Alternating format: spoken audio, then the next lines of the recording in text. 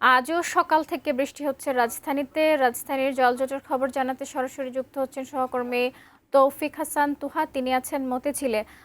তুহাদ, কি অবস্থা সেখানকার একটু জানাবেন, এবং জলাবদ্ধতা দেখতে পাচ্ছেন কিনা, স্থানীয়রা কি বলছেন একটু জানাবেন। সেই বৃষ্টির পর থেকেই অতটা বৃষ্টি না হলেও যে গুড়ি গুড়ি বৃষ্টি হচ্ছে, সেই গুড়ি গুড়ি বৃষ্টিতে রাজধানীর মতিঝিলে দেখতে পাচ্ছেন যে যদি দেখানোর চেষ্টা করি যে ক্যামেরার ফ্রেমের মাধ্যমে, যে এখানে পুরো সড়ক, যে মূল সড়ক, এমনি রাজধানীর বাণিজ্যিক এরিয়ায় মতিঝিল, সেই মতিঝিলে দেখতে পাচ্ছেন যে কি পরিমাণ পানি, এক হাঁটু পানি জমেছে এই মতিঝিল এরিয়াতে। মতিঝিলের এই প্রধান সড়কে এখানে অফিসগামীরা এখানে যাচ্ছেন, যারা চাকরি অফিসের সময় যারা যাচ্ছেন, যারা যে ভোগান্তি তৈরি হয়েছে সে ভোগান্তি যদি দেখানোর চেষ্টা করি, যে গাড়ি এবং ব্যাটারি চালিত রিক্সা ধীর গতিতে তারা এগিয়ে যাচ্ছে। এই পানি জলাবদ্ধতার কারণে তাদের যে স্পিড, সেই স্পিডটা অনেকাংশে কমে গিয়েছে, এবং ধীরগতি হওয়ার কারণে আমরা দেখতে পাচ্ছি যে বড় বাস, সে বড় বাসের পিছনে লম্বা লাইন, দীর্ঘ লম্বা লাইন আমরা দেখতে পেয়েছি রাজধানীর বিভিন্ন স্থানে, শুধুমাত্র এই পানির যে জলাবদ্ধতা, সেই জলাবদ্ধতার কারণে।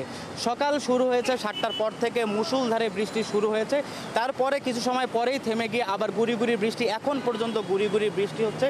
সেই গুড়ি গুড়ি বৃষ্টি হওয়ার কারণেই বিভিন্ন রাজধানীর বিভিন্ন প্রান্তে হাঁটু পানি জমে গিয়েছে। এখন পর্যন্ত দেখতে পাচ্ছেন যে এখানে প্রচুর পরিমাণে পানি জমে গিয়েছে এই মতিঝিল এরিয়াতে।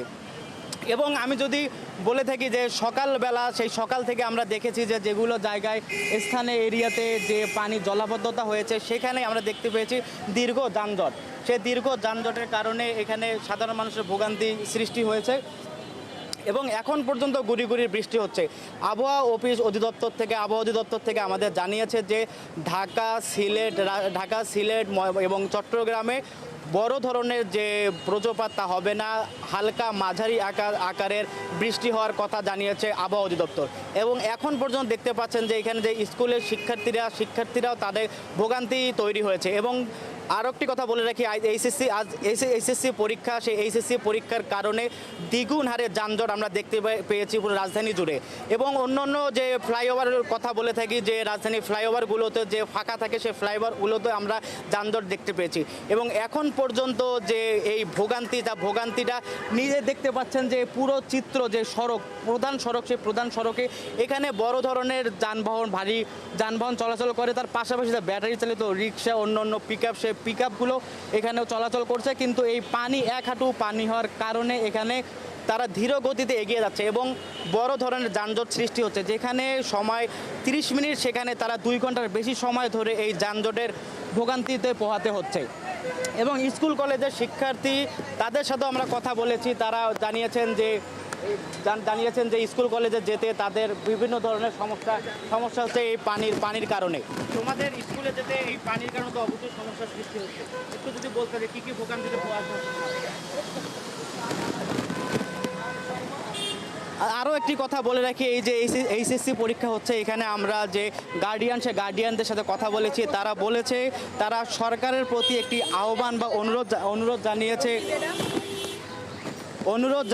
যে তাদের যে এইচএসসি পরীক্ষা ঢাকায়, তাদের এই পরীক্ষা স্থগিত করার জন্য তারা অনুরোধ জানিয়েছে।